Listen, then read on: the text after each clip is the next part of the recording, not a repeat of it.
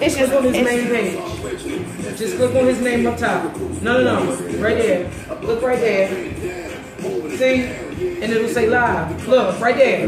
Right there. On the top. You just light it up. Not this, dog. Right there. No, go down. I ain't want nothing. I can't. I shouldn't even be live. That's live. I don't even go live on my Facebook, so I shouldn't even like. Yeah. We get ready. Yeah, we get right to live yet. Don't do nothing yet. You gotta describe the live video. Just say live with Lisa. In the spotlight or whatever. I was trying to say who was all up on me though. Right. Paparazzi,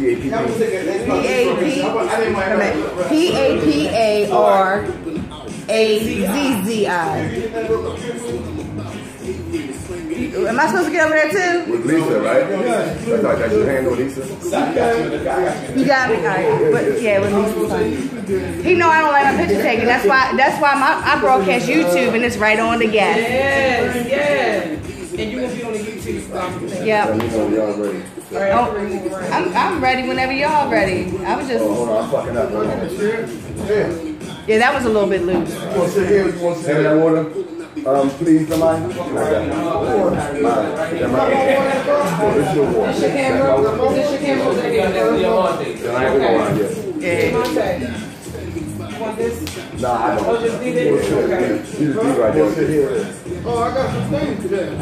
He said he got some things to say. All right, remember, hold up. Let's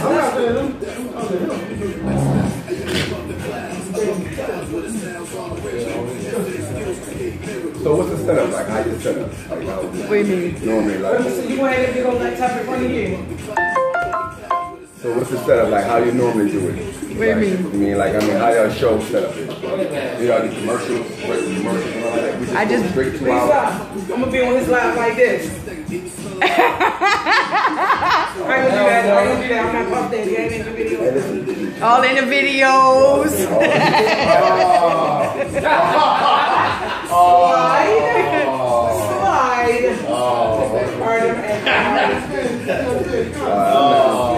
I'm telling him I need my car. We going live now. Right. I mean, we can start. Are y'all ready? He said, hold on. Welcome to the special edition of In the Spotlight with your girl Lisa, the Baltimore Paparazzi. Yeah, it's in the afternoon and I'm here. So today we have an artist that was brought to my attention from my homegirl Pebbles, who was doing a show on Tuesdays. I'm trying to get her to come back to do a show. Yes, I put her on blast. She's in the room, y'all. Amont'e, how are you? I'm doing good. How you doing? Now, I'm gonna warn you now, this is not a regular interview. I don't call these interviews anymore. It's just, I call them interviews for the preference of just saying interviews, but these are conversations that I have. It's like having a conversation with friends. Right. So I always say, I think you learn more from a person just having a conversation with them. Sure. So I'm telling you now, I do go off track sometimes. Go off track. I'm prepared. I'm prepared to go. I'm prepared to go off track with you. So usually I have artists or business people that live here in Baltimore. That's what I started out doing, Baltimore Paparazzi, taking pictures at local shows. I started doing my show in the spotlight to put the spotlight on people who don't get the spotlight. Right. So you're from Philly. Yes, ma'am. That's where I'm from. All right, all right. And you rap, sing, both? Singer-songwriter, kind of performer, like singer-songwriter performer. So it's slash and slash. Singer-songwriter performer. So where did it all begin? Like where, you know? Well, I began in Philly. I'm talking. I've been singing ever since I've been 14. All right. And I started out in the city. To me, you know, everybody feel like where they from is the roughest place to break. Of course. You know, when you from a place, it's just like they say, well, if you can make it here, you can make it everywhere. That's because when you're home in your city, you get some of your support, but then you get some of the other stuff that comes with it. Oh, you get some of the hate. Yeah, I don't want to say hate. I started talking about hate. And then, some people can't say certain things. Right. So I'll leave the hate thing out. As soon as I say hate, and then I go back home, they're like, who the fuck hating on you? So, you think you that big and bad? You think you that great? You think you that? Right. Yeah, I understand. I mean, there's people around my neighborhood, they remember me and they remember who I am, and they're like, oh, you mean the one that be singer guy? But when I go out of town, of course, it's mad love. So, of course. That's how it is when you're home, you know what I mean? So that's what it is. I enjoy the love and support that I have received, because I have received a lot of love in Philly over the years for my shows and shows that I put on. So, okay.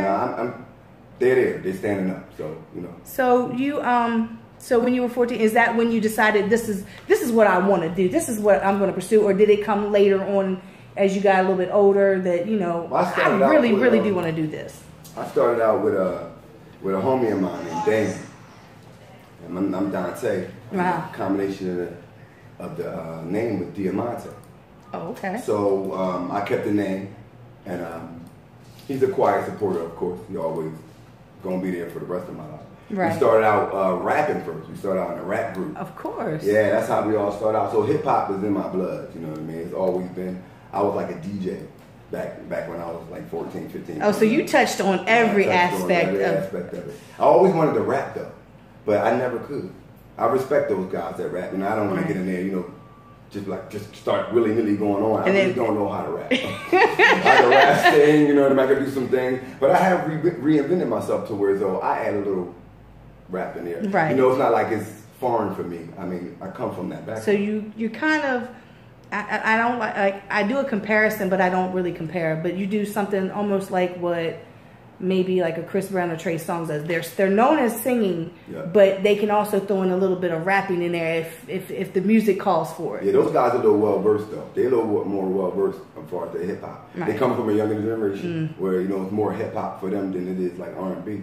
So when I see them putting their thing down, I'm like, I can't do that. I can do some singing and busting notes, but them dudes, I ain't heard Trey Songz, unless they got ghostwriters. I done heard them put down some major, rap some major lyrics, and I'm like, oh wow, this dude got some talent. Like I heard Chris Brown get down on a freestyle. Again, it could be the facade, or it could just be me just checking out what I'm singing. I'm like, wow, that's good. Right. And for an R&B singer, that's good. For a pop singer, that's good. Right. So I won't take that for granted and think I'm gonna get on there and start doing the same thing. I stay in my lane. Right. So you touched on the DJing and then the rapping, and when did it finally settle in that R&B is where you were home at? Girls. Oh, well, this is true. See, I was going to bring that up. Excuse me. Sorry, did you just say girls? Well, it was girls. Well, it was girls back then. It was girls. It was girls back then, Pebbles. Yes, girls. It was because they were girls back then. Right. And that's why we started. It wasn't even my idea. But how old was he then, Pebbles? Yeah. How old were you? We was in junior high. Junior high. See, girls. He was a little tender. Right. Yes. See, she said, look, see, y'all see she wasn't going to sit this one out, right? Yeah, you see that, right? I'm sorry. No, I knew that's why I asked her. So you coming in? Because I knew she was going to help me out. He just said girls. But see, I understood where he was coming from. At that time, it was girls. Right, because, it could have been women, because you could have you could have been at that age where you liked older women, Well, older women. And R&B, of course. See, I told you, this is not it. Older women always had a situation with older women like this. That's one thing. Older women, when I was younger, to the cool. Right. So, right. It's like, I don't want to toot my own horn. There's nothing wrong with a cougar. I'm just saying. Well, see, they don't have. They have. I call it the French Montana complex. Because he don't look his age. I ain't telling it. Right. They'll find out in his bio, and if they do his show and all of that stuff. Right. Yeah, but Right. He killing Baltimore, man. I'm just saying. He needs to. They need to know the Philly secret. That's all I'm saying. I'm getting out of here. Look, see, there she goes. But I was saying too much, right? Right. It's in the water. It was actually my homie idea. Right. We used to rap, and he was like, yo. And at that age, you don't care about the money portion of it. He's like, yo, I know how we can get girls. Right. And I'm like, oh, what? How? We should start singing. Now, man, you know what that means when somebody that can't sing say you should start singing? Now, I had a little talent. Right. My talent was honed in through practicing. I'm the kind of person that believe if I set my mind to playing ball, I'll be in the NBA. That's how I feel. Like right. Anything I would set my mind to, I feel like I could accomplish. Right. But I wanted to do R&B. It wasn't my idea, but once it got to me, that was it. I was trapped in it. You know, I started writing and started singing and writing all at the same time. Because we used to think that when the artists we were listening to wrote their songs. Right. We thought that when we were listening to the artists, that we were in touch with the artists. So that's how we started. So when I got a little older and I'm hearing like somebody wrote somebody's song, I'm like, what? How can you be personally into somebody if somebody wrote the song? Right. So that's one thing that I knew I wanted to be, that separate me from everybody else. I wanted to tell my story through song. And I can't tell it if somebody else is writing the song. True, right. True. So, I mean, I love R&B singers. I mean, as a woman, you know, that you're correct. Like, that's how you get the girls. That's how you get the women. That's how you know what I mean? That's the point of like singing and art, you know. And that's why I said, like, Chris Brown, Trey Songz, they can sing to me. Like, I have a friend of mine that he really hasn't been singing lately. But we would be on the phone talking about life and everything else. He'd be telling me about his, you know, what he was going through. Right. And I'd be like, yo, can you just come over here and sing me to sleep and then you can leave? Like, that's all I want you to do is just sing me to sleep. Right. You know, and I think that right now there's not too much. I think music goes in cycles. I've watched it and over the years, and I think that you had the singer-songwriter females. It was like an overabundance of them, and then you had the girl groups. It was an overabundance of them, and then all of a sudden you had, you know, the rapper, the one rapper, you know. So I'm waiting for that R&B to really come back and really just over, because right now it's like the young rappers seem to be, that's all you hear on the radio. I don't even listen to the radio anymore, but that's all it seems like what you hear on the radio. Yeah. So I'm waiting for, you know, the R&B to come back. Now, do you see, like, I mean, because I know at your shows that you go to, that you perform at, is it other R&B singers on there, or are you like, because I know like some of the shows that I go to, very rarely I even see any R&B. Like, you don't see a multitude of R&B singers anymore. You like, know, like even when I was throwing my own shows, I was throwing my own showcases. Right. And I wanted to be diverse as far as having female artists on there, having, you know, male rappers. I wanted to have R&B, but there just weren't that many here to be able to say, hey, you know, can you like kind of throw a wrinkle in my art, you know, give me something that's like, you know, you're hearing rap all night. I like, because to be honest, before I go to a rap show, I'm listening to 95.5, 96.3, like old school hip hop, R&B before I go to the show, because I know I'm going to hear about. So do you, like, when the shows that you do, are there other, or are you like one in a million? The shows that I usually do, or you usually, you know, do are blanketed with other R&B artists. Okay. And sometimes it's a mixture of hip hop. Okay. You know, because again, like I said, hip hop is it's in our blood. I mean, there's no denying it. You know, right. So sometimes when I'm writing, or sometimes when I'm making music, I'm influenced by hip hop. Now I gotta admit, I may not be influenced by a lot of hip hop that's going on now. You know, because there's not too many people, and I guess that's the same situation down here. Right. I believe that there's a set of people that want to push. Not really saying R&B and go nowhere. They want to bring it back to the forefront. Right. Because, listen, I'm not a hater, quote unquote. You know, the music that's out now, it belongs to the younger generation. Right. But I just don't think that should be leading the charge. You know what I mean? Like, trap music shouldn't be leading music because it has negative implications behind it. Right. And that's the only reason. And R&B, in my opinion, has love. It's a love. The whole concept is love when you deal with R&B. Right. And pretty much what you sing about. That's not the only thing I sing about, but it's a love concept. And for some reason or another in this society, they want to say the love has died. I don't believe that. I agree with you as far as I don't believe that it's died, because if that was the case, then you wouldn't have the R&B singers that are in the industry itself being on the level that they're on. If it has, because somebody's listening. Because me personally, I tell rap artists, you can't just make a turn up CD. Right. You cannot make a whole project of just turn up music and expect to get any more fans than what you already have. you have to, you have to be diverse. You have to have a couple little love songs on there. And I have a friend of mine that it seemed he noticed, like, he did a what he called a little love song or whatever. Right. It's he raps, and he gets more feedback on those songs. And I'm like, why wouldn't you? Look at the R&B, and like you said, like, they like growing up, you don't realize that people have ghostwriters. You don't even know what a ghostwriter is. So I'm thinking that Beyonce really is going through all that. So so when I see people that that are and I'm sitting there going, did he really go through that? Right.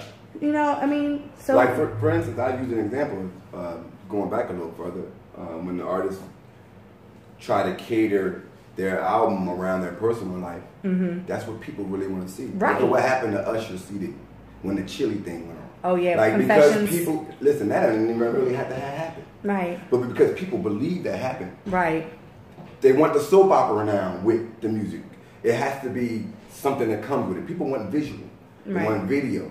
It's a different game now, So I had to go back to the drawing board and be like, listen, we got to change this thing up because you're going to have to get a slew of fans that come in, or supporters, not fans. You're going to have to show them that you could do, that you're an artist. Right. That you're a hit artist, not an artist with a hit song. Or, no, we doing this thing, Like we're a hit at what we're doing, So of course the support always determine how big of a hit that you are. So that's why we're here now, launching this whole thing in Baltimore. Right, and that's like I said, like I'm glad that Pebbles hit me up, and she, she was called me one night and we're talking on the phone and everything. She was like, Lisa, I got this artist that I'm going to be working with, and and I was like, all right. So now I'm gonna tell you, like I tell all my guests, the music that was sent, I don't listen to it until I get right here, because guess what? I want you to get the real reaction. You know what I mean? Right. You want to get the first ear piercing. Right, because I like storytellers. Right. I like lyrics. I like things that make sense. You want content. Right. I can't. That's why I can't deal with the music that plays nowadays, because I get lost, and I like to. When I hear a song, I like to make a video in my head. Right. Okay. So I like to be able to visualize the what's going on in my head. Right. And with the music that go, if I was epileptic, I'd probably be dead, because it's like strobe lights. Like, they're laughing at me, but it's the truth. Y'all know it's true. That's why you're laughing. Think about it. The music that's being played now is like strobe lights. Saying the lights. Right. The lights that make you have a seizure. Right. Right. So yes, they wore that one out. Yeah, they wearing them all out. I mean, listen. Like I said, my son told me that singing was dead. He told me that like a year ago. He said, Dad, man, they might listen to that singing nonsense no more. I looked at him and I was like, really? I beg to differ. I beg to differ that. Okay. Just well, he must be hanging around all people his age. So that's what that is. And that's the thing. And and that's like, I'm not real, like I said, there's a couple R&B artists here in the city that I've dealt with over the years, and they are like my favorite people to go and watch perform, to listen to, because they really, you can like, I don't even like call myself a photographer. I take pictures. Okay. I take pictures at the shows, and I like capturing those moments, and I capture the passion that and it's something about R&B singers that you can really, I've watched like videos of Usher performing. I've never been to any of those shows. I can't afford tickets and stuff. I'm poor. But I've watched these industry artists, and they love what they do. You know what I mean? Yeah. So, like, when was the point to where you decided that you started doing shows and stuff? Did it just like come about, or like you said, like you were in a group and that's how it all started? Like, were you performing at like talent shows or stuff like that? Or? When you get started, you do the whole normal setup. You go to the talent shows, you win $100 and all that. It was a lot more organic back. Right. So things was a little bit more. It was before social media really got real crazy with it. You know what I mean? So we would do talent shows and we would get ourselves out there because we had to hone our skill in. Yeah, we decided this is what we wanted to do, but we really wasn't good at it. You know what I mean? So you got to practice make perfect. You know what I'm saying? You know, we was horrible. I remember my grandma telling me, you know, I was singing down in the basement one time, me and him was practicing rehearsing, and she was like, no, look, y'all can't be singing in here. I can just hear, baby, no. Grandma said no. But, you know, we had to go through the normal setup. You know, we paid our own money and went to studios and making our own songs. Again, we didn't start out like a lot of people did because we thought that you had to write everything. We thought you had to write and arrange everything, melodies and everything. So when we went to the studios with cats, they were making the music and we were writing and arranging it. But only difference, we sound horrible, you know what I mean? So, and that's just how it was, you know? Then we grew into it, you know, practice make perfect. Right. So eventually we got to the point where he started rapping and I was singing, so we was kind of like a flow retreat kind of thing. We had going on. And we performed live, and we was rocking. Once we honed in what we were doing, and he stopped singing and started rapping more, he knew that's where his place was. Right. And then my place was where it was. And when we combined it, it was like, man, we could really make good records. You know what I mean? But you know, not everybody is patient in this business. This is when you're an indie artist, it takes time. It takes a lot of time and patience if you don't have a machine behind you.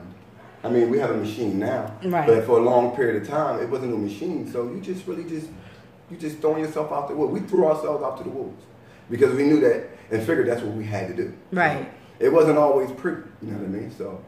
Yeah, and what I've noticed with I've been in the music scene since I came in 2006. I was made aware of it. I didn't know anything about an underground scene, you know. Right. I didn't know, it was never like, I didn't know about shows. I guess I just didn't realize where industry artists came from. You know, it's like they just popped up out of nowhere. So I was, you know, shown that there was, you know, underground artists. Yeah. I really don't hate, I hate saying local, but, you know, local underground artists. And I came into the scene, and I see the people that I seen when I came in listening at 2006, 2007, and I started going to shows in 2008. It's 2017, and a good portion of them have fallen. They gave up. They was like, I'm tired of dealing with this. I'm tired of doing this. I'm tired of doing this. Not to cut you off, you know why I think it was like that? A lot of indie artists were faced with the change of music. Music changes. Well, let me say that industry. If you focus on industry, they change what they want all the time. Right. If you're interviewing for the industry, you're going to be trying to keep up with the Joneses. You know what I'm saying? So if you don't worry about what's going on in the industry and you're doing your indie movement, you move and shake like you want. Right. You know what I mean? But you're competing with the big company. So at the same time, it's a slower process.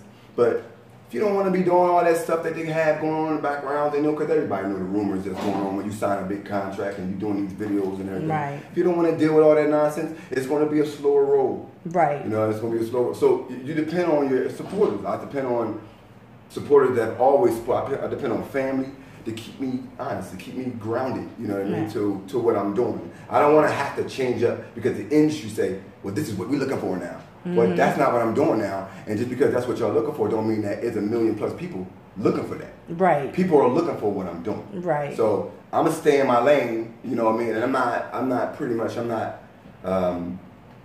bombarded or, you know, hoodwinked by the glitz and glamour. Right. I've never been hoodwinked by no glitz and glamour of making it. And if I was, you be hearing from me out there doing God knows what they do, just to be seen and heard. So did there ever come a time when you were like, I'm done, I'm not doing this, I give up? Yes. You know what happens when life happens to you, things happen, you be like, you know what, I don't know if I'm gonna be able to handle this, and this. Right. You know what I mean? But with prayer and believing in the Most High and getting you through life, and He's been able to free things up in my life so that I can continue on doing what my passion is. Yeah, because you mentioned that you had a son.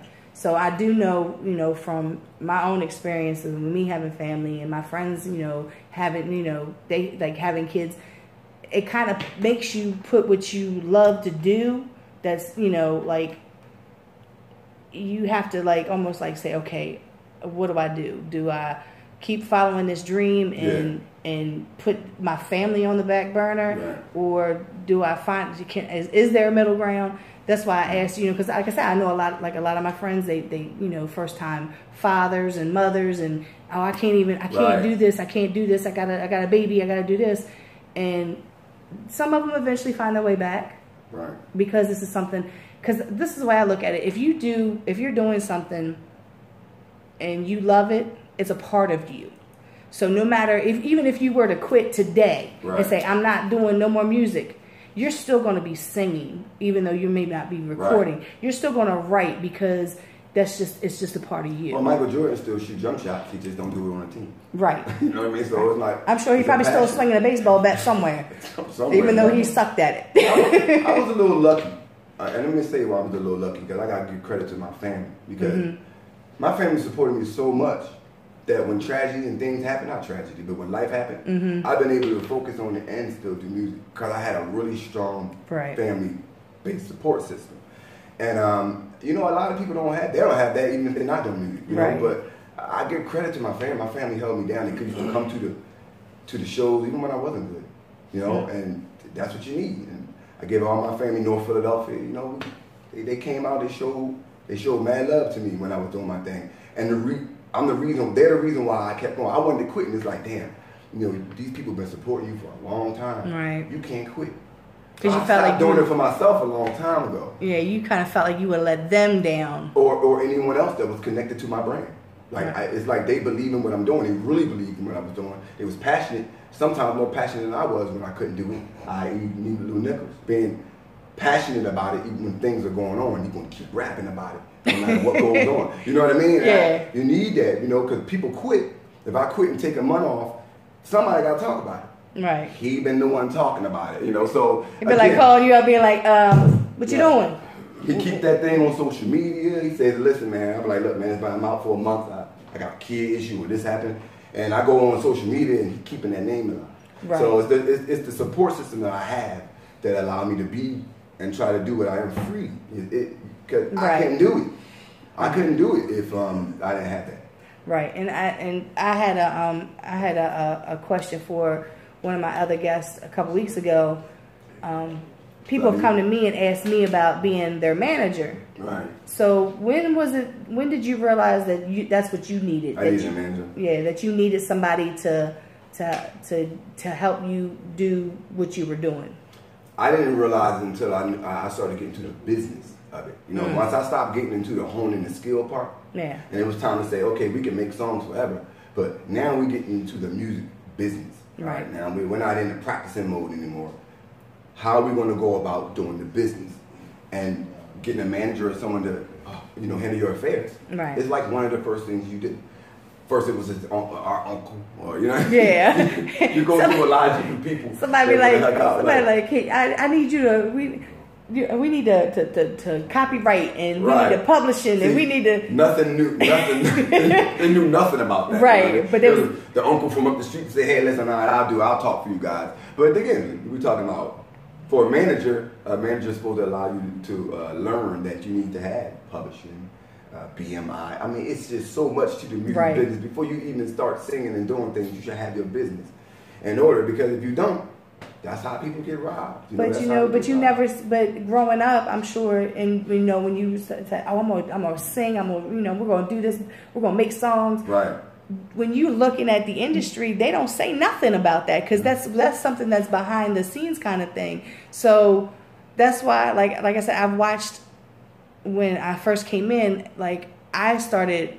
Like, I'm not a singer. I can't sing. I used to be able to sing. I can't sing. I don't write songs. I might write some poetry. I might even write a couple lines that actually rhyme. Right. But don't ask me to try to write no rap, no song. It's beyond me. I appreciate and I admire what you're able to do because I can't do it. Right. And so I started learning about ASCAP, BMI, copywriting, publishing. I started, saying, well, you guys are like, you need to do this. I'd be like, do you realize that you're rapping over that industry beat and you can't sell that because it's somebody else's beat? Swagger jackers. Right. So and people was just constantly rapping over these industry beats. It's funny that we call them. It's funny that used to be called biting or swagger jacket. Now it's mixtape now. Now you do it in his mixtape. That's because 50 Cent did that. That's crazy. Like, they change what's going on all the time in business. You know, I mean, biting them over. Remember, because you remember back when hip hop was beginning and all, and you biting my rhymes, you biting my rhymes. That? And now it's just now people using people's rhymes and putting in their hooks. They singing the whole hook with somebody's first verse of their rhyme from 95. But it's like you said, though, it kind of evolved from where you thought that these people were writing their own stuff. Right. And when Rick Ross came out, and it came out that Rick Ross was not really Rick Ross. Right. Rick Ross was really not that person that we all thought that he was in his music, that he was a CO actually. Right. Everybody was like, but he made good music. And let it slide. Because they're like paralyzed from the nonsense. It's like, well, who cares anymore? Right. That's what's going on. And that's why I said, like, I'm old school. I don't care. I will continue to listen to my 90s and early 2000s. I will continue to fight for raps and music that makes sense. Right. And at the end of the day, like you said, there are people out here. I'm guilty. I have a guilty pleasure of listening to ratchet music. I have a guilty pleasure. AMG, Bitch Better Have My Money is my favorite all-time song. Right. And it's the most demeaning song to a woman ever. Bitch Better Have My Money. That's an old terminology in hip-hop. Right. So that's my guilty pleasure. Yeah. But I don't want to hear that kind of music all day, every day, constantly. Right. I want to hear music that I can listen to and vibe to. And you said it earlier. I had a conversation with a Uber driver one day, and he said that he used to love old school hip hop, and then I guess he became enlightened, more or less, to say the term, that it promoted violence and it promoted too many negative vibes. And even though he loved that music, he just could not, in his right consciousness, listen to that any longer. Right. Because he was like, he said the music that it just gives you bad energy, negative energy.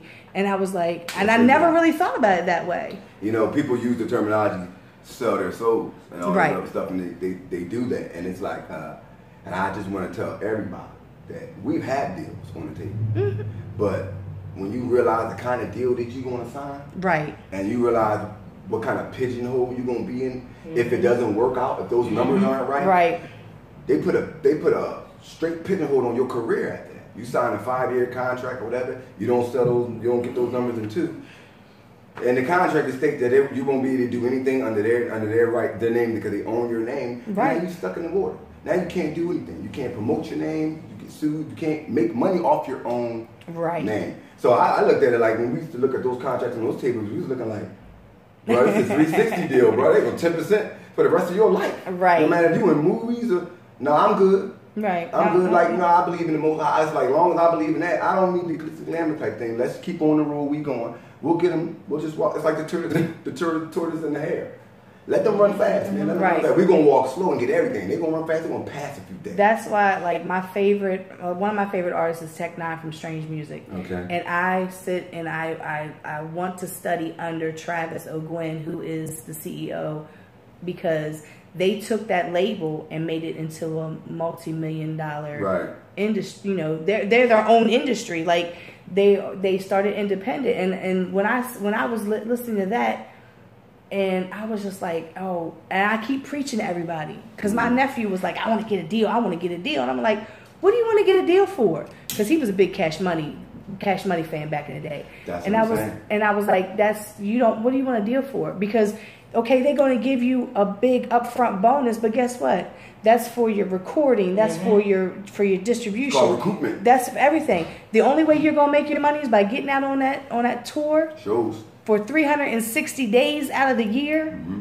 because that's the only way you're going to make your money. Yeah. And people don't understand that, and that goes back once again to the whole business side. The thing about us is that when I learned how to write and I learned how to arrange songs, we didn't know the business. So we just going along, operating, just thinking about the talent or thinking about what we see other people on TV doing, what guy got on and what the Drew Hill, you know, what they got on. You know, you're looking at the glitz and glamour of it, and you want that. Right. you know, once you get into the interwoovens of the business, you realize that these people are owned by the company to the point to where though they're only rich until till the company is finished with it. Right. Now, you don't make no money off your own likeness. Like you said, performing and everything is how you make your money. Right. If you stay out on that road, you stay relevant. So what you need to deal for? Just get yourself and get your ducks in line and perform. As long as you out there performing, that's how you get your money. That's how you stay relevant. You go to these different towns and you perform. You know. Yep. I'm sorry. I wanted to touch on something. I'm sorry. Touch. As far as like he's getting ready to perform here, while you guys are on the speaking of performing and staying relevant, he's going to be at the Sizzle place. It's called Sizzle Eat, Drink, and Dine or something. It's at 11445 Pulaski Highway. Yeah, Eat, Drink, and Dance. My bad. And basically, again, it's on Pulaski Highway at 11445 Pulaski Highway.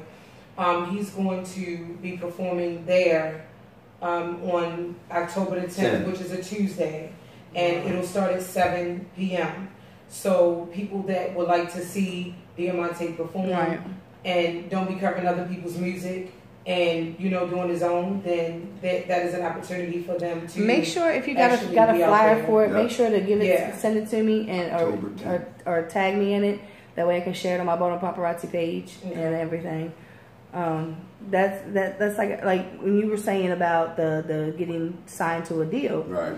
Comp was signed to Def Jam years ago. Was on the Def Jam Vendetta game. Who was that? Comp. C-O-M-P. And everything. He's still got a project at Def Jam that will never be released. Right. Well, each of those, each of those artists got, all of them that were on that Def Jam video game, they got like $1 million up front. Right. You know, because of that, but their name is locked. Right. And you know, like their name is locked in. Like, and just to reiterate what he was saying, I used to, you know, I have my own record company. That's now. Lou Nichols, y'all. Right. I'm sorry, Lou Nichols Nights Entertainment. I have my own record company now, but when I started as an artist, I started working under Scott Herzog, Bobby Nance, Chris Schwartz, which was like, you know, Columbia Records. And they were grooming me to be an A&R, and I didn't even know it. Right. I didn't even know it. I was an artist, and one day Chris, you know, pulls me into the office, and he says back and he says, he says, you know, you see all those CDs on my desk, and I'm talking about like Chris was the head of Rough House Records. So we had CDs flooded. Right. You know what I mean? We had Brand Nubians, we had Cypress Hill. I was down there when like Kwame was recording Only You. That's my favorite song. To this day. It's on my phone. Yeah. Only You was being recorded. Chris Cross was there, which they bit my style because I had hair then. They bit your style? Oh, no, seriously. They didn't look like that until they met him. Like no, listen, back then I had a box haircut, and some girl, she used to do my hair all the time, and she braided up one day and put aluminum foil on the tips. And don't you ever let me see no pictures of you looking Please let us get some pictures. Please let us get some pictures, y'all. Listen, it was crazy. It was crazy. But Chris, he pulls me in the office and he says, do me a favor, take half of those CDs. And I was like, damn. You know, I was like, well, what about my syllables? He was like, no, I need you to do me a favor. Take half of those CDs and just take them off my desk. Take them home, and I want you to listen to every last one of them. I said, what? Right. Yeah. Yo, it was like 30 CDs. 30. And he probably had more of them on more than that at one time. Right. I was like, all right, I took her home. I'm not gonna hold you. I like Brand Nubians. I did. 5%. That's right. I told him. I told him. I was like, yo, these dudes is hot, man. Right. These dudes is gonna be something. He was turning you into an A&R. And he literally turned them down. He turned them down. But then I learned the business. Right. by being with them. Which helped you develop more. It probably helped you develop as an artist as well. So it helped me develop as an artist, but it also helped me develop as, this is one of the reasons why I used to come to him and say, yo, man, no, we're not going to do this. We're not going to do this. Because when you sign, and this is what every artist should understand, when you put your name on that dotted line, that contract says, not only do I own your name, but you're in debt. Right. Yes. You're in debt as soon as you sign. You don't sign to a record company. You sign to the bank. Right. Now you're in debt for $350,000. Right. You owe me $350,000. And then the royalties on top of that. Yeah. Right. So you owe me that. You owe me that $350,000 plus the interest that I need back. Right. Because I put time in, I and put the effort, I put this into you, I put my blood, sweat, and tears, which all I did was do this. The artist didn't do anything though. Right. Check this out. I like them, do this, that, and third. Like, you brought up a simple fact with Chris Brown. Mm-hmm. Don was actually, you know, not They don't understand who Dot is. I didn't understand either. I'm sorry, Diamante. I want everybody to be acclimated with us and say, yo, listen, you know, I want feel at home with us. I want them to hear this story. Feel at home with us. But he knows. Yeah, he knows where I'm going with this. Yeah. We were actually the next in line under Chris Brown. We were all signed to Mystery Records. Mm-hmm. It was a record deal. Chris Brown, anybody that know Chris Brown, he can call in, he can whatever right now. I guarantee you, he will tell you the story himself. At the end of the day, Diamante was the next in line under Chris Brown.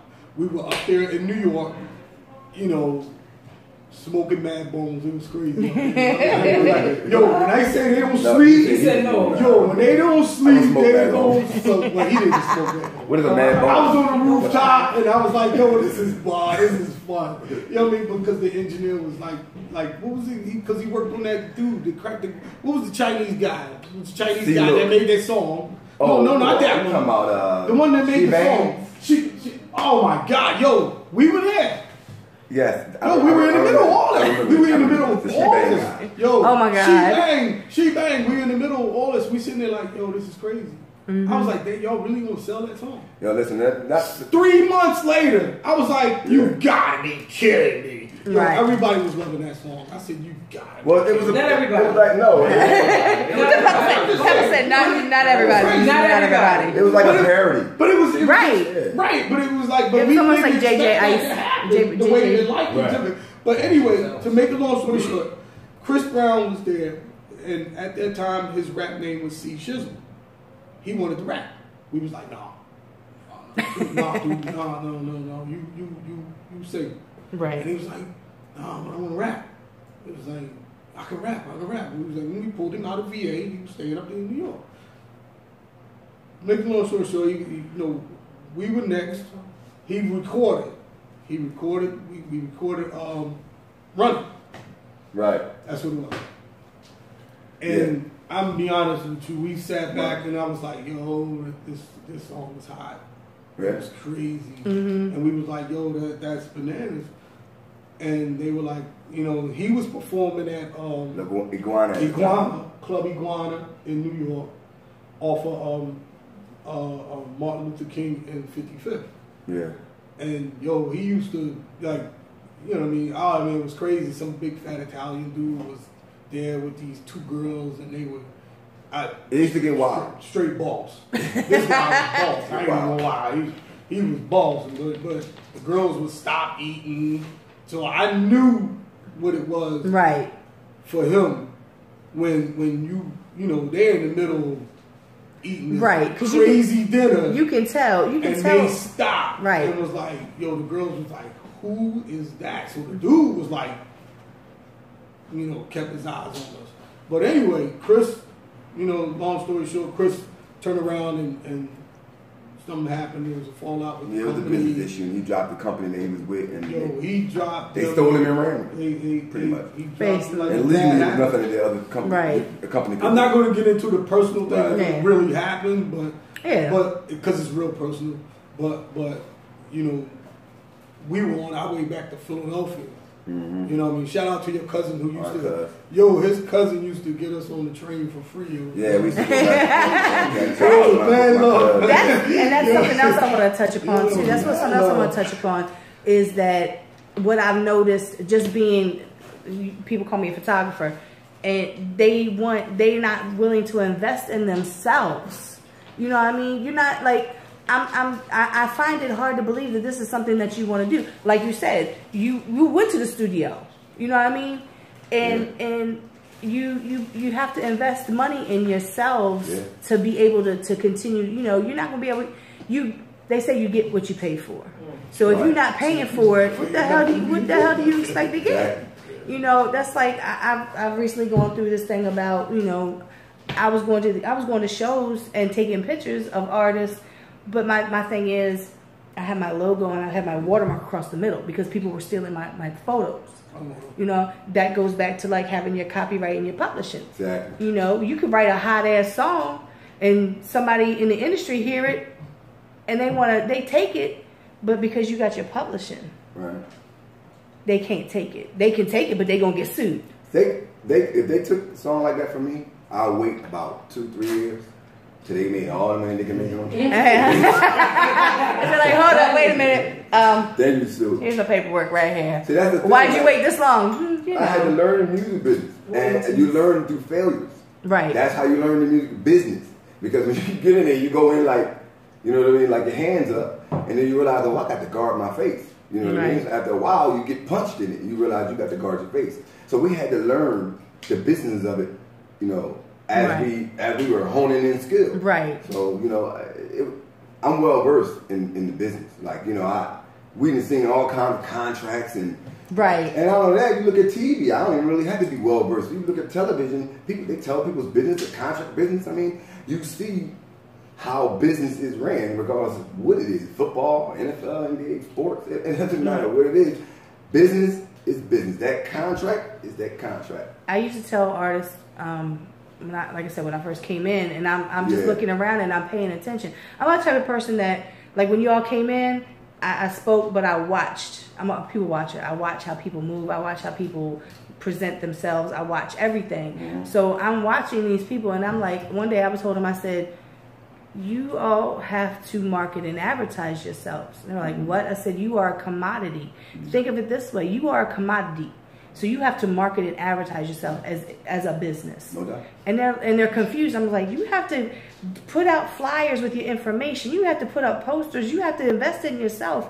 And to this day, there's been a few people that I've had that conversation with over the years that they actually do that. Right. And those are the people that I really get behind. Right. Because I can support them by sharing their music, sharing their information, because they're already doing it. So all I'm doing is picking it up. It's not like you come to me and be like, yo, you know, and I listen to your music and I'm like, oh, I really like him. I really, and I'm pushing, and you're not. Like you said, when you took time off, you didn't have to really worry about anything because you knew you knew the guy, you knew he was gonna take it over and he was gonna. Family was gonna be asking me, where are you performing at? They won't let me stop. Right. They won't let me stop. And it's like I said, the business aspect of it. You had to learn it as you went along, and whereas Lou had, he had somebody grooming him, kind of, you know what I mean, and it was like they did a Jedi mind trick on you, like, you're like, wait a minute, I'm doing this, and they're like, well, I want you to take a listen to this. You're like, I'm not understanding, and then kind of like one day it kind of like all came together. You're like, wait a minute, hold up. Well, it was not just Delvin. It was actually because I went from Columbia. Being on Columbia, then I went from Columbia to being on I think, where did I go after Columbia? I went to Entre. Columbia, then Entre, and that was with Corrupt. And that was like my first meeting with like the West Coast.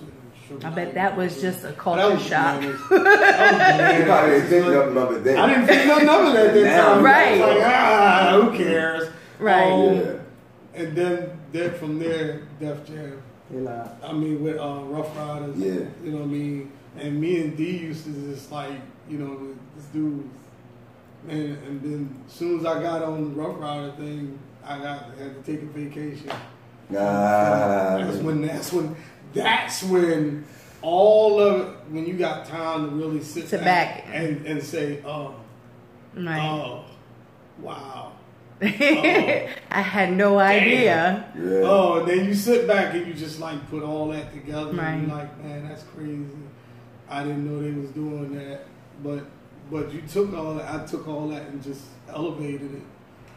And then when I finally, got introduced to him, I think that was at the time when I was working with Chris. Yeah, I was working with Chris before I was even working with him. Yeah. And we came to his house. Yeah. I brought everybody to his front door. I mean, I had people I heard of Tim Allen. I heard of him with R. Kelly because after being in the business trying to break in, I paid attention to names and faces because I never wanted to be somewhere where I'm like, well, this person is somebody that looked like somebody, but I'm not sure. So I heard like different producers from Philly. Timmy Allen was one of them. Because he was working with Joe. Right, Joe. He was working with Joe. He was at my door, checking out the door. It felt right there in his living room. It felt good. good. That was the crazy part about it. Yeah. So you did some kind of a research because you knew, because like I said, I sit and I've talked to a lot of artists and I've talked to a lot of people about, even not just here, but in conversation. And what I've found is it seems like the ones who are really, really wanting to do what they do their research. They study. My guest last week said that he studies. Like every time he goes to like a Tech Nine show, because Tech Nine is one of his favorite artists. So every time he goes to a Tech Nine show, he studies what goes on, So he kind of almost like emulates some of the things that these artists that he studies. Right, and that's exactly what it is. So basically, that's what you were doing as well. So when he showed up at your door, and he was like, "Oh, I know who you are." The thing about it is when he showed up at my door, I knew who he was, but it's like. She showed up my door. I know that these guys are they're in the business too, and most businessmen are well versed. And it's like, okay, bro, I'm well versed. You ain't gonna be able to keep me with some bullshit. Take that contract back, and you're gonna have to have to make that contract for me. You got to standardize contract. You know what I mean? So I knew what was going on. So like we could do business because he never tried to pull wool over my eyes. So it's like when I introduced to him that I knew music, a new business. He respected that, and we went from there. It wasn't like he was just like, "Oh man, we got one," so we really can't deal with him because we can't get over it. When you got talent, people gonna deal with it. People gonna listen. If they want to rob you, and they can't, they'll deal with whatever they can get a piece of. They'll deal with it. It's like if they can't rob you, they will. It's like negotiations. Right. Like if they really wanted to deal with you, if they didn't want to really deal with you, they would have been like, oh, okay, and threw their hands up and walked out. Right. But because they knew the talent, like you said, because they knew the talent, we're like, all right, well, let's see what we can do here. Let's see what we can, what are you willing to do? What am I willing to give up? What are you willing to give up? But we can't have his draws. But maybe we get one sock. They will take anything they can get from you, and you learn the business, and you write your own ticket. Right. So that's what you're doing. You're writing your own ticket. You don't want to be influenced by somebody coming and say, I can do this. Well, if I keep going this way, eventually that'll happen. Right. If you get me there, I gotta pay you to do it, bro. I'm not about it. Right. I'm not about to do it right now. Right. Now, getting paid is why we're in this. I mean, eventually when you getting paid while you're in it. But I have a passion beyond that. You know what I mean? I have a passion beyond that. I have a passion to develop artists and put them out. You know what I mean? So that I can watch their dreams come true, but watch them get paid off their own art. Right. We're not doing that caring about signing a record deal. The record deal numbers be weird. Right. and look at some of the artists that they have signed and some of the things that they've done, and you're like, are they like drugging them because they look crazy? Like Kanye West, Lil Yachty. Wow. Kanye. Right. Kanye, he's not been racist since his mama passed away. So the Lil Yachty though, dude. Yes. What did you say? Lil Yachty. Did you see Young Jock in the dress? Oh yes. Oh, all right. Well, we gonna keep that moving because that's some gay shenanigans. Oh my shenanigans. There's another side to that. Wait a minute, but the slick back hair. Wait, y'all, listen. This is the situation, and I give the promise to the world when I say this. Not one time will you ever see Amont'e in a dress, or I'm gonna slap the flavor out of his face. I endorse you slap me. He's not the Philly pimp named Slickback that just want to fit in. Right. So I just need to stress that Amont'e really sings. He does not do the stereo thing like the Roger Troutman for those 35, 40 and older. You know that is not what it is. So that's the thing. That's why I'm doing what I have to do to build him. You're right about Nelson. You're right about that. Yeah, that's why I'm doing what I have to do to build him, because he will not be a part of what's so like what's in, he needs to be a part of what is going to be. Right. So that's the thing. And if he's into, please don't look like it's like, you know, whatever it needs to be done here. Like I told him, the first place I need to bring you is Hard Body, because I feel like this is where he needs to be. This is where I started, and you guys are the ones that I know. Right. So I feel like this is something that he needs to do outside of my show, because my show will be real live and, you know, a little off centered of what we're supposed to talk about, because we talk every day. But it's just the thing that, you know, I just feel like some people are not into it for their artists. They're into it for what they can get. Like you said, if they can't have the draws, they're going to get your sock. So it's like, you know, that's a little country coming from me, but it's just like, you know, a thing. So I just feel like, you know, in order for him to do what he has to do, he's, you know, like he said, you have to sacrifice. You know, like Lou was just in the hospital a while ago. You know, I'm not used to seeing him this size, but we're going to have to work on that. And, you know, he's not even a big guy. Like, I feel like I'm the biggest thing in here, which I am in school. No, you're not. I am. It's all right, because we in. But the thing about it is, you know, it's I don't care what nobody. But, you know, me, like helping him with his brand, you know, I mean, he came to me developed where he knows what he wants. So he can't be kind of dictated to when it comes down to certain things. So I can respect that, because a lot of people don't, you know, they don't dictate their own future or their careers. So, like I said, when I met K. Michelle, don't answer it.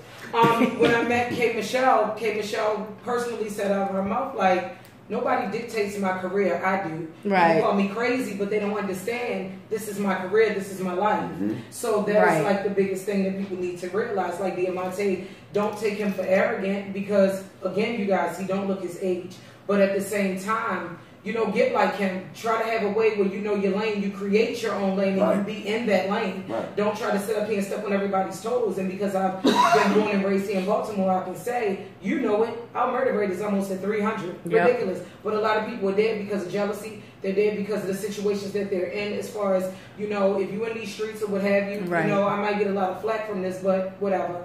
But at least I'm born and raised here, and I'm not telling something that's not true.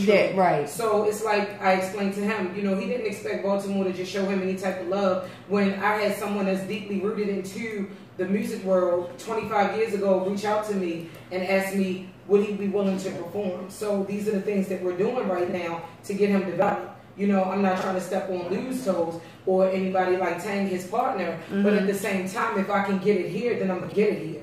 You know, because if you're not vigilant and you're not here and you're not physically able to knock on the door, pick up a phone and dial a number, then you're not able to, you know, do what you have to do. So I'm basically the mouthpiece for him for different, you know. And she's been super spectacular. I gotta say, I'm good. Woman. Yes. Super spectacular. I mean, really. Oh, and when we needs to get the business, we give him the business.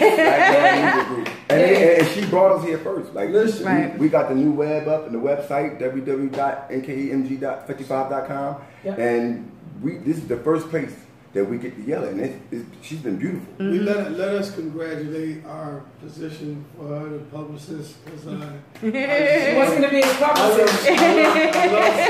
I love what she's doing already, and believe me, I love my team. I love the team, man. And it's like when you were saying about, like, you know, you all from Philly, and you all I don't have no problem with anybody from Philly. I got some friends in Philly. I met a lot of battle rappers from Philly that I absolutely love and adore. You know what I mean? So we might know. You probably did. But like, if I was to go up there to take pictures and do what I do, of course I would reach out to you guys, because that's where, and you could, you would show me where I needed to go, what I need to do, who I need to talk to. That's what she's here for. She's down here because, like I said, as soon as I guess not too long after you guys linked up, she's on the phone with me talking about, I got this artist. I was like, okay. she only interview rap artists. I mean, I'm not knocking Baltimore, but that's the only thing that's the only thing that's really tired. You know, like one of the artists, Rob 7, he moved down to Atlanta. He lives in Atlanta. I just seen a flyer where he's performing. Or he performed last night. He's performing tonight. I can't remember which one, but it said Atlanta rapper, and I'm just Atlanta. He's not Atlanta rapper. But he's not from Atlanta, but he lives down there now. So I'm not knocking anybody for what they do, where they go to get their shine or whatever. Right. If you need to go somewhere to do something, then that's what you do. My whole thing has always been, you get a fan base. You get a fan base that's where you're at. Everybody's not going to like you. Everybody's not going to support you. But you get that core, and then you go ahead and you go wherever you need to go. You're absolutely correct. And then what happens is, more likely, if you're good, people will follow. Right. Now, one thing I'm going to say, to piggyback on what we were talking about, that I learned from the late Marvin Gaye. I didn't learn from him personally, but I read some of his work. Right. And he had said, as talented as he was, I mean, everybody knows the talent. Oh, yes. That he was, the magnitude of his talent. And he said something to me, not to me, but it touched me, because I was like, somebody that talented said that he could have been the most talented person in the world. But had not people paid attention to what he was doing, or had not the company chose him. And that's the most important thing. He was chose. A lot of people, are chosen, and then they are groomed to be that artist. He said that, if it wasn't for that, he would have never been heard of. It took Barry Gordy to choose him. Right. Now, when you're chosen, you got a whole different perspective. Right. A lot of us are not chosen. A lot of us are not chosen. Not that we don't have talent, but we're just not chosen. So if you're going to stick to the game, you just keep moving on. So that what I got from that was that it doesn't take talent to make it in the industry. No, it doesn't. It takes who you know. It's all about who you know. Now, if you are talented and know someone, you're big. But we're in a situation, it's not like now, it was then. Right. You're only big as the people make you. Right. And in his retrospect, if he wasn't never found by Barry Gordy, he would just be like me. Or even stopping or didn't do it, or didn't continue on. So a lot of these artists, to bring back up to now, are chosen. Like he was just saying, like Chris Brown wanted to be a rapper. Nobody's perfect. Nobody's perfect. But you're perfect for me. Nobody's perfect. Nobody's perfect. Like you're like, how is this possible? This is an R&B singer. Well, because he was chosen to do R&B, because he could do R&B. Right. So when a company is looking for something, they're more likely to pick the people they want to turn into what they want them to be. See, and that also, when I was talking about the whole, like, you had the different, like, you had the boy bands. Right. We had boy bands out the wazoo. I mean, and then all of a sudden something else replaced it. Those guys are being written for. I'm right now. Right. Everybody. Oh yeah, like you could have got a guy. They were manufactured. Right. Because a lot of those guys, they I'm not saying they couldn't sing, but they were put together. A lot of dudes didn't even know each other. Right. Well, they was put together, like, we're going to talk about, like, Justin Timberlake. So a lot of times they put these groups together just so they can introduce one artist. So there's one artist. Right. You know what I mean? That's what they do. R. Kelly and, what's that? R. Kelly and the public announcement. Oh, yes. I used to love R. Kelly and PA. But every show that he went to, R. Kelly would be there by himself. Right. Yeah. Because I remember he did Powerhouse or something. He did Powerhouse, and I'm standing right there. You waiting for public announcement to come out? I'm like, where's the rest of everybody? He's standing there with a basketball, like. Yeah, he was a baller. With a basketball in his hand. He's a baller. So the guy, he liked to play ball. But like, and that goes back like how they're and like you're saying, like they get these artists. They find like, okay, Soulja Boy was found on MySpace. Justin Bieber was found on YouTube. Was on YouTube. You know what I mean? So they're finding these artists, but they also know that these artists are hungry for what they want. So guess what? They're going to do what the hell ever they tell them to do. Exactly. If they tell them to go put that dress on and pose for it, that's what they're going to do. Because guess what? Oh, I'm being seen. I'm getting money. That's not that important. Little Yanni got a Sprite commercial. How did that happen? And it has nothing to do with Sprite. Right. I'm going to say the flip side to all that. They sold out. Remember the terminology that we had before? Yeah. Like, yo, you sold out, right? Or you sold your soul. Well, they did. Right. They literally. So like, they let me keep it real because we have our own. Right. And in order for somebody, they gotta buy into us. Right. And at that point, we calling our own shots. Yo, don't ask us to do this. Don't ask us to do that. Right. Because we don't need you. Don't do this. Don't do that. We don't really need you. That's why the only thing they can do is, we can blackball y'all. But this is one of the reasons why 50 Cent did what he did. 50 Cent made, if you peeped it, 50 Cent made this name, 50 Cent. He made it a household name. Right. Now, after he made it a household name, he went to war against Diddy, against this person. He had an agenda. He had an agenda. But this is one of the reasons why I love his business mind. Right, I love it too. I absolutely adore it. His business mind, no homo. His business mind will turn you on. Right. No homo. That is true. Like I love chess. I love chess. 50 played the best chess game. Look what he did. Look at what he just did with Stars. When the episode, because I just became a fan of Power when I was driving back from Houston.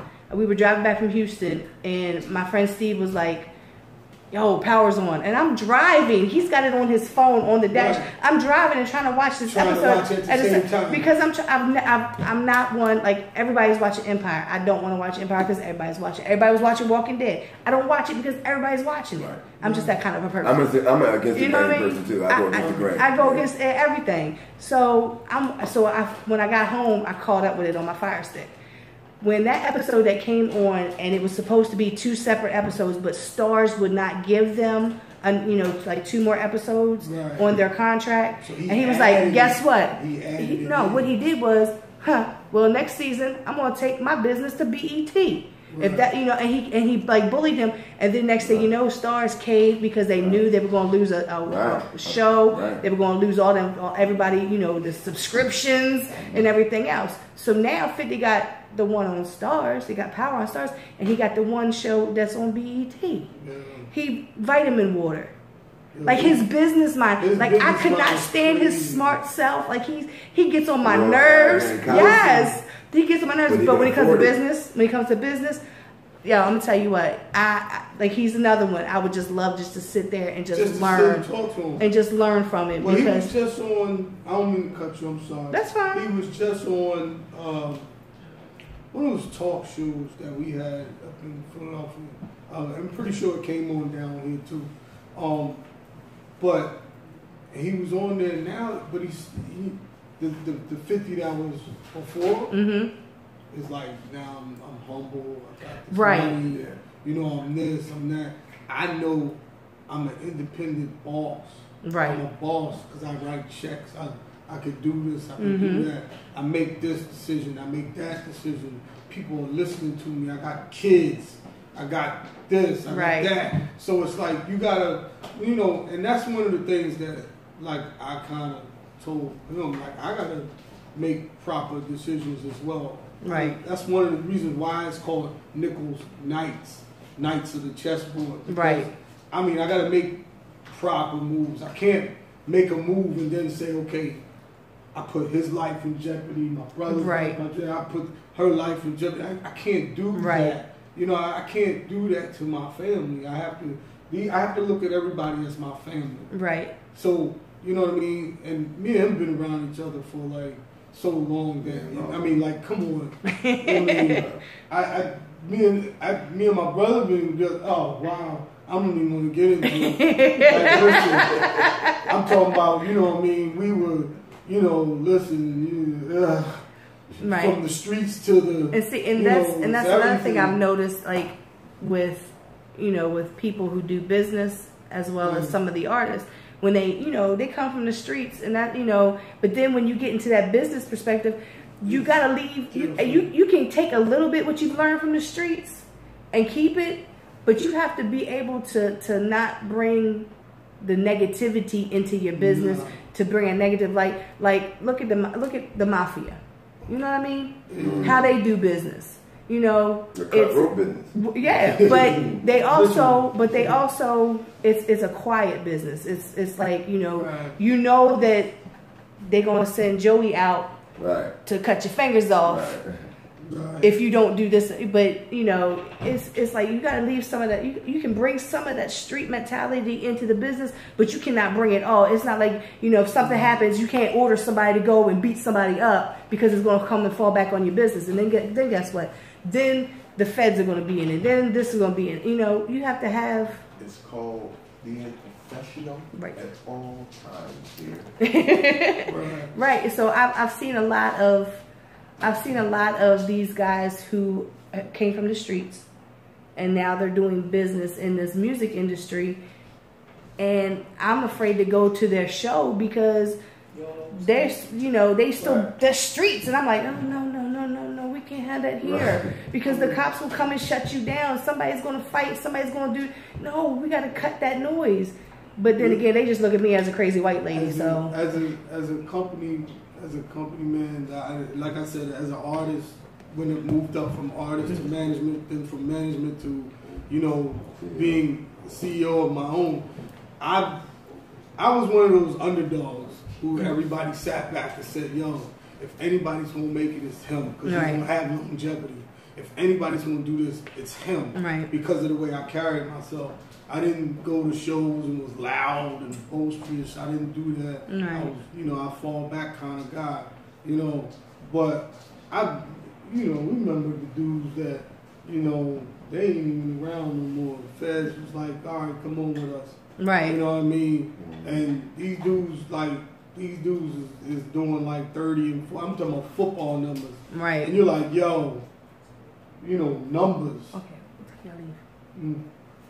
I'm sorry. Okay. Cool. I ain't played no music. We've been sitting here talking, everything else. You can get into it. Yeah. Let's get into it. All right, how about this? He's getting ready to do a video once it's organized for Follow Me. Okay. And I think that's an upbeat party song. I really like that song. Oh, yeah. This guy over here likes the song. You haven't heard it, so you gotta you did it. You surely did. My fault. Follow Me. Yeah, that's the one you heard. Yeah. I'm the producer. Yeah, but they ended up. I was like, they think it was ruling. They want to do a song, but I really like the song. I do. I really like the song. But I got. So we're gonna get into the first song. Am I plugging this in him down on his page for this? Well, can you? Oh no. No, that's fine. What I did, I love when I get copyright things on my YouTube. That means you got your business right. That's right. This is Follow Me. This is called Follow Me. All right. I can break your presence last night. As you lay next to me, I can vision you in a whole nother life. God damn it, you're sexy. Wanna get anything to go through words on you. All day, not to find just to please you. Brush you, talk to you, beat you. When we do all of these things I would do just to be with undress you and move you. Cause you and I see such imagery. Look into my eyes, you'll see the windows of my soul. So let's go, come on and follow me. Don't forget about you. Cause in my mind I see just you and me. Look into my eyes, you'll see a picture of my soul. Come on and follow me. Come on and What video? It's not the video, it's the song. Oh, I seen the video. She tagged me the video. was like, I want you to listen to this song.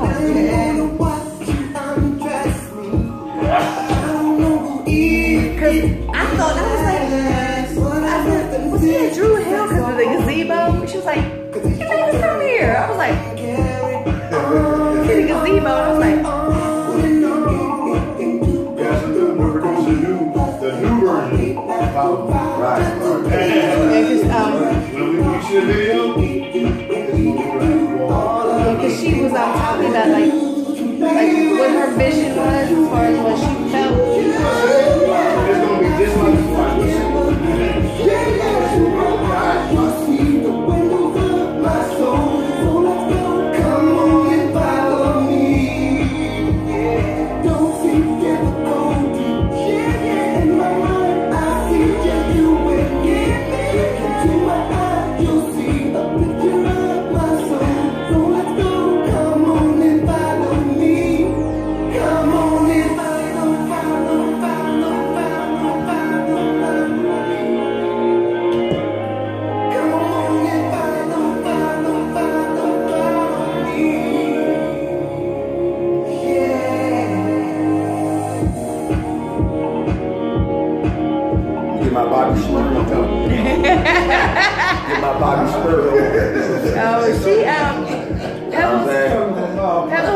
Pebbles had called me up. That's right, you should follow me. Pebbles had called me up that night, and she was like talking about you. And I was like, all right. She was like, I want him to come on your show. You know, well, we just started talking this, that. I was like, okay. And I'm just listening to her. She's like, I want you to listen to this song. So she gave me the link, and I was like, I like this song. I really like it. I like the upbeatness of it. Right. But it's not. It's a dance song, but it's not. You know what I mean? It's actually. You know what it was? I was gonna say it's a promo. But it's actually part of the EDM circuit. Mm-hmm. A lot of people I know. don't even know. Oh, I do because the EDM circuit is we talking numbers. Oh yeah. Because like the European clubs, I got a guy. Shout out to my man Ricky Faruqi over in Europe. Faruqi. That's his name, Ricky Faruqi. He's over there overseas, and he likes everything we do. And right. This guy, like, I know that son is the worst. Oh no. But he likes all of it. He Europe likes. I'm gonna tell you. A friend of mine, his wife and his daughter, they're in Japan. They're from Japan, but they live in Japan. And when he went over there to get married and everything, they are hip hop heads. Japan is hip hop heads. Right. All day. They love hip hop. They tell you to clean the floor out so they can break dance. Right. They still break dance. The whole like. They got the whole hip hop culture with them. Yeah, like overseas, they love the hip hop. They love, like I said, it's on the EDM music is on the edge of techno music. Right. And that's like, I'm not gonna say I danced to techno music, but I used to go to the clubs when I was younger, when I lived in Tennessee. And techno was big. Right. Like I told you I'm a people watcher. So I would go in there and it was this little Oriental dude with his glow sticks, and he would be in the club and he would just be dope, and I'd be like, and I look at my homegirl and be like, why are we here? But I love music anyway, so that's why when I heard the beat and I was like, okay, I like this. It's kind of like a little technique, and I was like, but yeah, I just trying to show my versatility. Right. I mean, I never made a song. I never wrote to a song. I've never written to a song. Right. And when I heard it,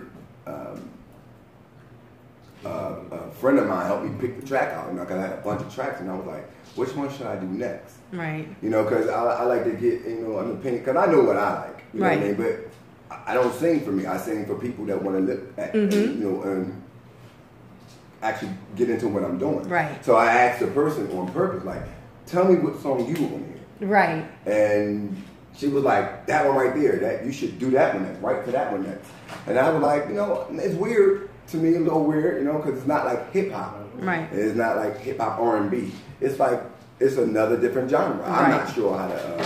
I wouldn't know how to classify it either. But the whole follow me thing kind of reminds me of the Baltimore, the follow me. Yeah. Oh, that's Arnold Jefferson. That's his You name. know what I mean? That was a big club. Right. That was a big club. So, and that was like, I'm like, I'm And that was a listening. big yeah. Right. Yeah. So I think That shit still rock. yeah, they still play that It's shit. still They rock. still play. But I It's think still rock. I really think that people that love that song, if they heard that song, they'll be like, oh yeah. Even though it's not the same song, it's not the same anything, but because that kind of familiarity, Right, you know what I mean? right. People love what they're familiar with. My co-host, that's not my co-host, is telling me that it's almost time for you guys to go into your next venture. Yeah, we got another radio I want station. you to hear like his R&B Mm-hmm. cronerness come out. Oh, you want to? I'll do whatever for her. I'll do whatever. Yeah, I should have play music. I that. just gotta find it. I'll find it in a minute for you. You should let her play that. You want to play it? How much time do we have? I asked my co-host, who's not my co-host. She said, Why am I the co-host but not the co-host? How much time we got? Behind the belt. We're gonna play this song. Yeah, but I gotta make sure it's on. This is on right this. It's on this one. We're gonna play this song. One of the songs. What you want? Yeah, because see, this is what I'm saying. because where you guys, To the next venue. Yeah. East Lexington. Oh, you know Downtown. what? I don't have. We got like 40 minutes Stop. to get there. You know how that I don't have version? that Because it's like parking. It's in my That car. turns and all of that. girl, yes. It's in my car. But I don't have the version. Oh no, I got it. It's in my car. I got it. I mean, you can just send. I mean, you can send it. You can send it to me. All right, Yeah, we will almost certainly send it Yeah, to you you. can send it to me. Let's get I got this. I got this. With EST. Remember EST Before- from 3 times so? Before, Mm-hmm. yeah. Greatest man alive. Damn, he got damn man, that's the greatest man alive. That's the name of the song. No, we got a song. We got a song. Yeah, we got a song with We got it. Yeah, we out there. Yeah, Funky Dead, yeah, you got it. I'm a hip hop. Yeah, hip hop head. Right. It's probably on this It's on now. Everything is on there. I try to give you I'll do whatever for her. That one will remind you of like a guy singing like say like something did wrong in the relationship. Mm-hmm. He's standing down there and remember R. Kelly many I can't sleep, baby. Mm-hmm. No way. Right, okay. Well this one No is way. like, this is it's something like it'll make you feel like that because like the song has that mandolin? What is it? Is it a guitar? Is it a mandolin? I think it's a mandolin. Are you talking about I think for, what we call it, the instrument that they Yeah, man, guitar. I think it was a mandolin guitar. The mandolin is like it's a round one's not Round, this big. right, okay, that's what we did. So we got the mandolin guitar going on. This is, we got different music. You heard it before. I don't know. Spotlight. Alright, right this way. He's Boom. the co-host, that's not the co-host. I'm just here right He's the now. say right now. The Gold Coast. Yes. Yeah. Oh yeah. Ooh, yeah. Everybody want to call me because around. Well, then you got Don't Stop. Oh, boy. Yeah, I do Because around. Yeah, that around. What else you got? Oh, you got Yeah. How you want to do it? Such a restraint. No. It might be. It's just original out of whatever is on here. No. He said, no, don't do that. I want you to. All right, well, okay, so it's I'll- gonna take away from I'll play the. a song. We'll play a song because it's looking like this is the only track I got that's full that's on the website. It's called "It's Your Turn." It's your turn, and I single to that because I'm looking. I don't see everything that needs. Oh, man. Yeah, I'm sorry, bro. I got your turn right here. Oh yeah, that's another track that I produced and I wrote and arranged. You should wanna go with me. Yeah. I gotta get my flag. Well, I mean, anytime you all like want to email something, Kevin's got the email address for my house. Yeah, we most certainly want to send those to you. I'm gonna say Anytime you guys want to come back, you know, let me know. what's that? Hold on, let me make sure. to schedule in, because like right now I'm booked up until the end of October, and I think I got the end of October booked now. So now I'm looking for November and December. What, my email? It's in the spotlight, all one in the spotlight, 127.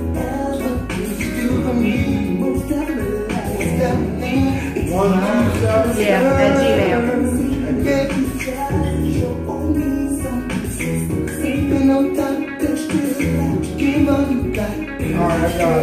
Yeah, that's my email. That's for the show. Shouts out to Jim Stone Clothing, BTV Gold, Black Diamond, of course, bringing us here. We're launching here. This is the actual launch. I'm just so happy to come here and do your paparazzi. I'm glad that you came through. Like I said, she hit me up. She's like, "Can you do?" She said, "You know, because I was booked for like 2 months. I was September, October was booked. So my little brother is coming in on at 6, which is my normal time. So and he's an artist and he's a battle rapper. So he's coming at 6." And I was like, well, you want to come before then, you know, until 3D. So we worked everything out. I was like, whatever. Well, look. Very We'll accommodating. continue on promoting the show after we meet again. Right, because this is on YouTube. Right. So the link will be up. Well, I mean, I put the link up on my page so people can watch or whatever. But I do that because some people, they don't have access at the time that you're doing your interview. Right. Facebook Live, they have to try to go back and find it. YouTube, that's the only thing that's on my YouTube channel, is my interviews. So you can just go and find it. And then people can share it. You got them all archived. Yeah, everything's right there. Everything's uploaded. I just think that's so much easier.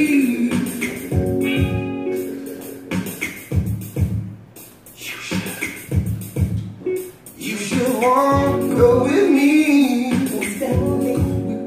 Alright, so yeah, and I just want to shout out everybody that's checking us out on live, Facebook and Instagram and YouTube. Follow us to the next radio station, which will be going on at about 5 o'clock. What time is it? It's 4:15. It's 4:15, so we got to rush.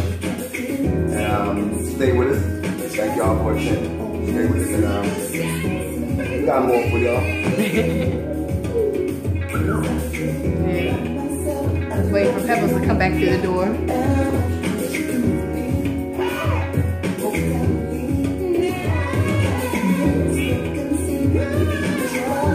See, I like this song too. R&B. Right. Who doesn't? How can you not like R&B? Like, how can you not? Well, subliminal messages to the younger generation, telling them dictating them what they should like. I mean, mind control is real. It is. And you can tell through music. I'm gonna tell you, music for me is, you can tell my mood by what music I'm listening to or what music I post up. For me, if I'm in a certain mood, I'll listen to Tech Nine, Kevin Gates, something like that. So, Kevin Gates. I like Kevin Gates. I love Kevin Gates. I like Kevin Gates. Look, I was waiting up until after midnight when he dropped, when Drika dropped, by me any means part 2, and it's on my phone. So I thank you guys for coming through. I appreciate it. You definitely have to bring them back. Please give me that information. I know, look, I don't even have to tell Pebbles, please give me the information about the show and stuff, because she's going to be calling me. Lisa, remember, it's on this day. Yes. So, that's what's up. Thank you from me. Thank you from Hard Body Radio. Everybody stay tuned at 6 o'clock. I have Apex the Genius coming on my regular show. Yeah, I kind of enjoyed this today because it was out of my norm. Yeah. So, I'm glad we was out of the norm. right. I will see you all at 6 o'clock. All right. All right. That's all. That was lovely. Nice meeting you. All right, see you again. All right. Girl, no, mommy called.